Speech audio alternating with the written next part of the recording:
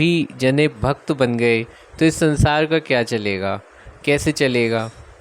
तो ऐसा तो वैसे हो नहीं सकता कि इस जगत में सभी भगवान के भक्त हो जाए, क्योंकि ये संसार भगवान की 3 गुणों रूपी माया से चलता है। वो है सतोगुण, रजोगुण और तमोगुण से। सतोगुण में सात्विक व्यक्ति जो भगवान को, देवों को मानते हैं।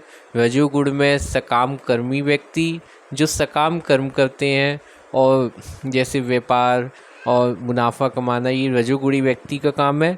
और तमोगुणी व्यक्ति तो जो इस संसार का विनाश करने के लिए ही उत्पन्न होता है, और जो दूसरों को दुख देके उसको आनंद आता है, वो तो तमोगुणी व्यक्ति। और इन तीनों गुणों से ये प्राकृतिक संसार चलता है।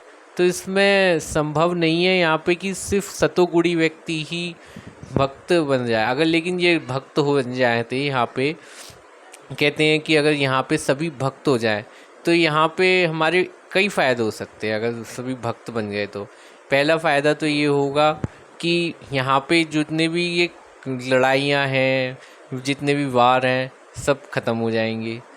दूसरा, जितना भी ये इस संसार में रोग, शोक, मौत, जो भी जितने दुख हैं वो भी नष्ट हो जाएंगे। तो जब भगवान का सब जगह कीर्तन हुआ करेगा तो यहाँ पे अमंगल भी ख़त्म हो जाएगा, दरिद्रता भी नाश हो जाएगी, क्योंकि हर इंसान, कोई किसी को छलेगा नहीं। तो छलेगा नहीं, सब अपने कर्तव्य भी करेंगे, भक्ति भी करेंगे। तो ये सब संसार में दरिद्रता का भी नाश हो जाएगा।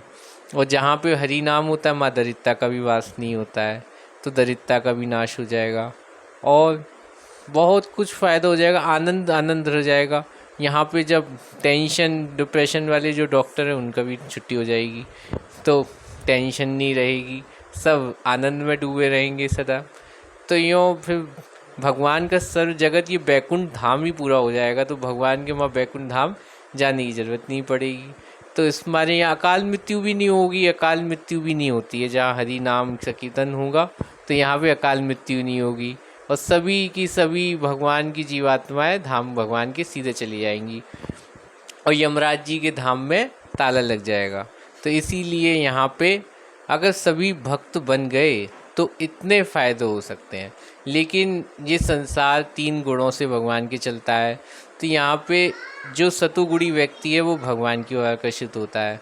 जो रजोगुणी व्यक्ति है वो सकाम कर्म, गहन अध्ययन करेगा, मेहनत करेगा और अच्छे से अच्छा भौतिक सुख पाने की कोशिश करेगा।